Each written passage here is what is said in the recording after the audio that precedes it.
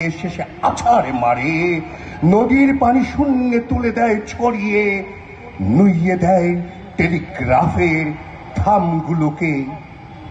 সেই পবনের কাছে আমার এই মিনতি, তিষ্ট হাওয়া, তিষ্ট মহাপ্রতাপশালী। গরিব মাঝির পালের দড়ি ছিঁড়ে কি লাভ, কি সুখ বলো ঘুরিয়ে দিয়ে চাষির ভিটে। বেগুন পাতার বাসা ছিঁড়ে টুনটুনিদের উল্টে ফেলে দুঃখী মায়ের ভাতের হাড়ি।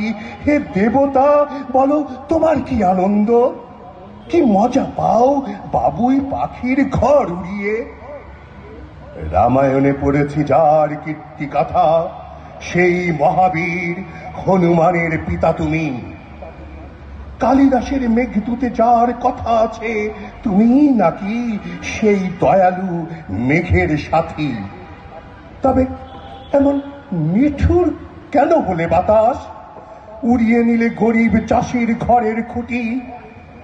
কিন্তু যারা লোক ঠকিয়ে প্রাসাদ গড়ে, তাদের কোনো ইট খসাতে পারলে না তো। হায় রে, কত সুবিচারের গল্প শুনি, তুমি নাকি বাহন রাজা সোলেমানের, যার তলোয়ার অত্যাচারীর কাটত মাথা, অহমিকার অট্টালিকা কুড়িয়ে দিত।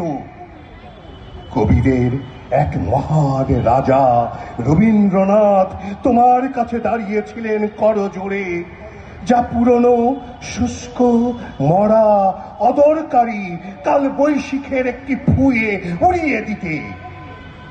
ধ্বংস যদি করবে তবে শোনো তুফান, ধ্বংস করো বিভেদকারী বনগাছাদের। পরের শ্রমে করেছে যারা মস্ত দালান, বাড়তি তাদের পাদুরি গুড়িয়ে ফেলো।